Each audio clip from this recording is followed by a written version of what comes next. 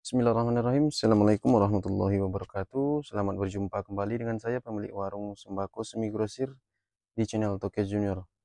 Halo teman-teman semua, apa kabar? Buat teman-teman semua, saya doakan semoga teman-teman selalu berada dalam lindungan Allah Subhanahu wa taala dan dilancarkan segala urusannya, dimurahkan rezekinya, panjang umur, sehat badan, dan segala kebutuhan dan hajatnya dicukupkan oleh Allah Subhanahu wa taala. Amin ya rabbal alamin. Di video kali ini saya ingin mengajak kepada teman-teman pemula yang masih belum memulai usaha ya, yang berencana barangkali untuk memulai usaha sembako tetapi masih bingung caranya gimana.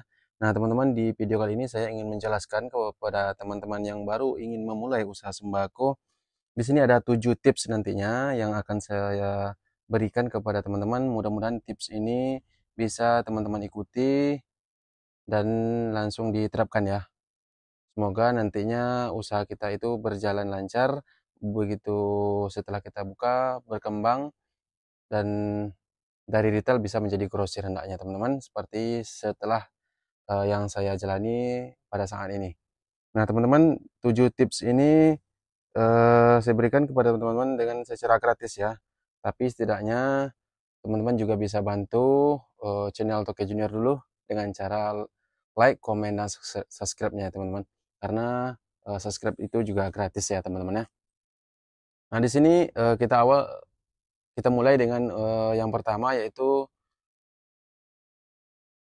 untuk memulai usaha sembako itu kita harus melakukan riset pasarnya dulu teman-teman. Lakukan dulu riset pasarnya agar kita itu bisa memahami kebutuhan konsumen ya, kebutuhan para orang-orang di daerah ataupun lokasi kita masing-masing ya teman-teman. Nah, untuk membuka usaha sembako itu identifikasi siapa target pasar kita, siapa target Anda ya, dan apa jenis produk yang kita lengkapi untuk di usaha kita atau di toko kita, teman-teman. Jadi pelajari juga seperti apa harga barang-barang yang ada di pasar di daerah kita masing-masing, teman-teman ya. Karena nanti kalau kita tidak riset pasar dulu, takutnya nanti kita asal belinya di mana dengan harganya juga tinggi, kita jualnya nanti juga nggak boleh sembarangan teman-teman, karena kalau kita jual barang-barang itu kalau tidak sesuai dengan pasar-pasar daerah kita atau terlalu tinggi, takutnya nanti usaha kita nggak mau berkembang ya teman-teman. Nah itu untuk yang pertama. Untuk yang kedua, kita itu harus menentukan barang yang akan kita jual. Nah, tentukan dulu produknya. Produk apa yang kita jual yang harus kita jual di toko kita itu.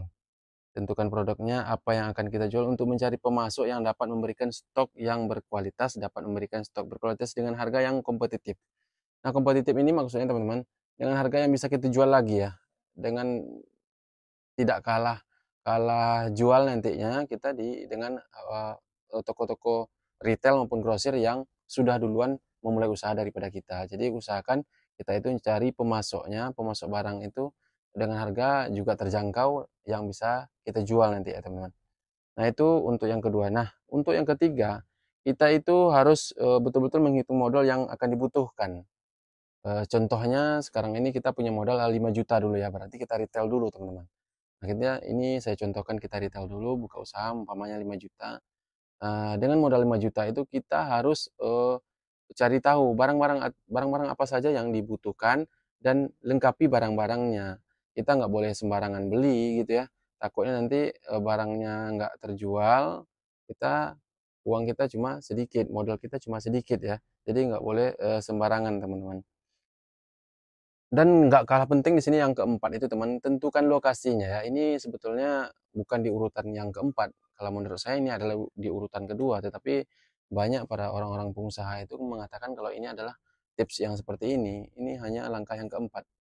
Tapi nggak apa-apa teman-teman. Yang penting ini juga adalah termasuk salah satu tipsnya gitu ya. Kita harus menentukan lokasinya. Jadi tentukan lokasinya seperti di daerah saya ini, saya pilih di daerah pertigaan atau persimpangan gitu teman-teman ya. Jadi kalau di pertigaan itu atau perempatan itu kan Honda ataupun mobil istilahnya aktivitas berlalu lalang di daerah sekitar itu sangat ramai teman-teman. Jadi walaupun toko kalian itu hanya toko retail ya, Menurut saya kalau di desa ya, bukan di kota. Kalau di kota mungkin terlalu padat ya, tapi kalau di desa itu sangat sangat memungkinkan sekali karena di daerah pertigaan seperti yang di daerah saya ini orang-orangnya sangat ramai. Jadi sangat memungkinkan kita untuk meningkatkan usaha kita yang sangat melejit ini nantinya teman-teman. Nah, untuk yang kelima kita bisa memilih produk-produk yang berkualitas ya. Kita nggak boleh sembarangan beli teman-teman. Pilih barang-barangnya yang bagus. Seperti susu kaleng, pilih yang bagus kalengannya. Susu kotak, ya pilih yang kotakannya yang bagus. Dan juga barang-barang yang lain seperti beras ya. Barang-barangnya yang sangat berkualitas. Jadi dengan kita menjual barang-barang yang berkualitas, tentunya orang-orang di daerah kita sangat senang belanja ke toko kita. Dan yang keenam yaitu membuat strategi penjualan. Di sini juga pernah saya lakukan dan sampai sekarang saya pun sering melakukan hal yang seperti ini. Membuat strategi penjualan itu adalah contohnya kita anggap dulu seperti moko-moko teman-teman. Moko-moko kita kalau harga jualnya harga dasar saya sendiri dapat modal itu 112.000 ya. Nah, kalau dengan modal 112.000 kita jual 114 itu kita masih mendapatkan marginnya 2.000. Nah, saya mengambil barang itu dengan harga paket ya. Dengan harga yang cukup murah dan saya pun jualnya murah. Jadi mungkin ini bisa dipraktekkan bagi eh, teman-teman yang sudah menjalani usaha ya, atau kalau untuk pemula ini sangat berat ya teman-teman karena sangat membutuhkan modal yang sangat tinggi.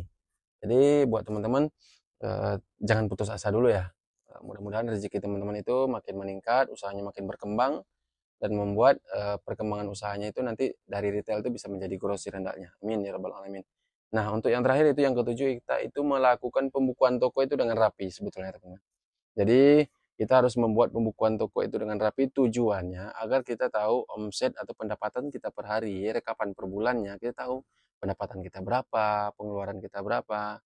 Karena kita kalau mungkin kita masih lajang, masih oke-oke aja ya. Tetapi kalau kita udah berkeluarga, punya anak yang udah sekolah, jadi kita harus betul-betul membuat pembukuannya itu dengan rapi agar kita tahu apakah usaha kita itu menguntungkan atau rugi.